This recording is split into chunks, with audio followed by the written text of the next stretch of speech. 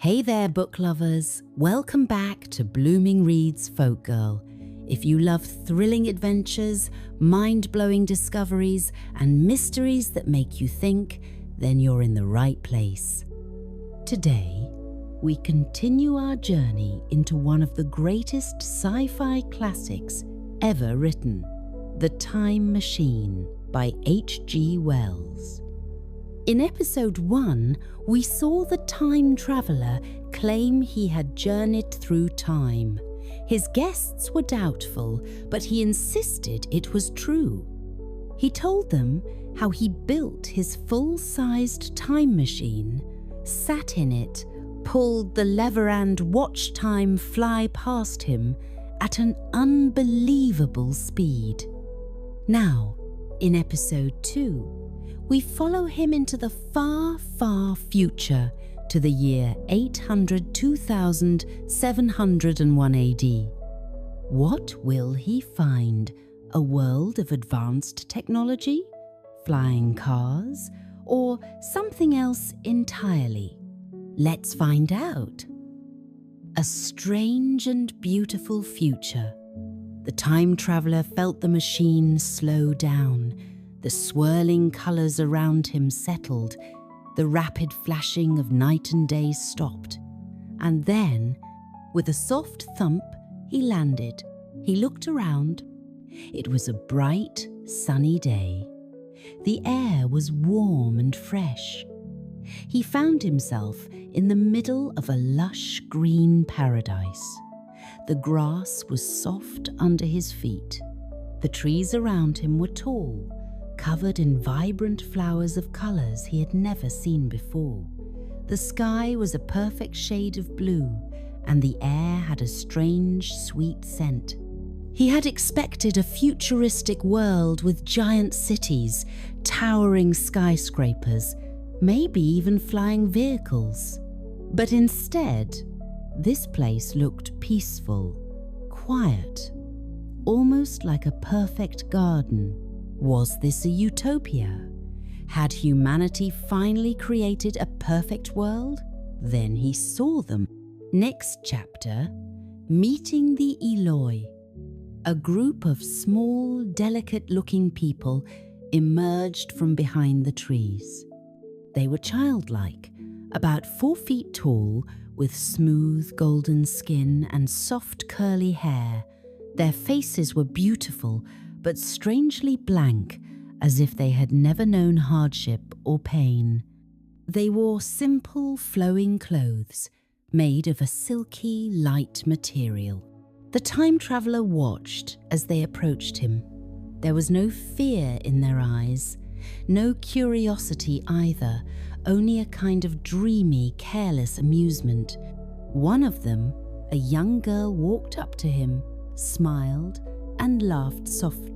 The rest of them giggled and clapped their hands, as if he were some sort of entertainment. The time traveller tried to speak, but they only tilted their heads in confusion. Their language was nothing like his. It was soft, musical, but simple. Finally, he pointed to himself and said, "I am a visitor." The girl laughed again and repeated his gesture. Others followed, repeating his words in their own strange way. The time traveller was fascinated. These people who called themselves the Eloi seemed to live a carefree, happy life. They played all day, ate fruits from the trees, and spent their time lounging in the sun. There was no sign of work, no struggle, no problems. But something felt off. As the day went on, he noticed strange things. For one, the Eloi seemed to have no sense of curiosity. They didn't ask him who he was, where he came from, or how he arrived. They also seemed shockingly weak. They tired easily. They never seemed to think deeply about anything. And worst of all, they were afraid of the dark. Next chapter, a mystery in the ruins. As the sun began to set, the time traveler explored more of this strange world. He saw massive buildings, ancient and crumbling. They looked like they had been built thousands of years ago, but were now abandoned. Why would a society so advanced let their cities fall into ruin? And then he noticed something else. Scattered across the landscape were strange, circular wells, huge holes in the ground covered in metal. Some of them had little doors that looked like they could be opened. He asked the Eloi about them, but they only shook their heads and looked away. It was clear they were terrified. The time traveler decided to investigate. He walked closer to one of the wells and peered down. A cold gust of air blew up from the darkness below, and then he heard it. A low and distant noise. Something was moving down there. His heart pounded. What was beneath the ground? Next chapter, the horror of the Morlocks. That night, something even stranger happened. The time traveler was sitting near the ruins when he suddenly heard strange scuttling noises. It was coming from the wells. Then he saw glowing eyes in the darkness. Was climbing up. Pale, long-fingered hands appeared on the edge of the well. Then a creature emerged. It was pale, hunched, with glowing red eyes. It had long, thin limbs, sharp teeth, and white, ghostly skin like something that had lived underground for centuries. The time traveler froze. The creature, whatever it was, it sniffed the air and slowly turned its head toward him.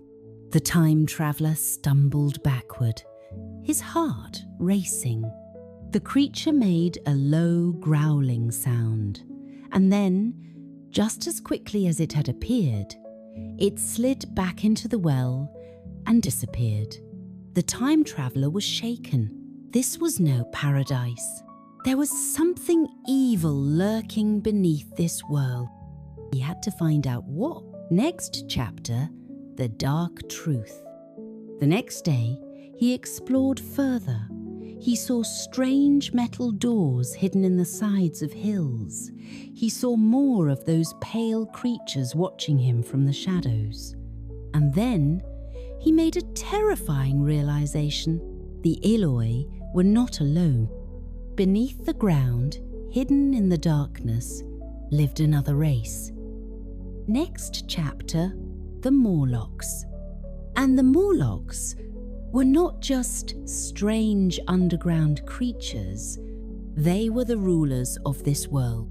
But what did they want? Why did the Eloi fear them so much?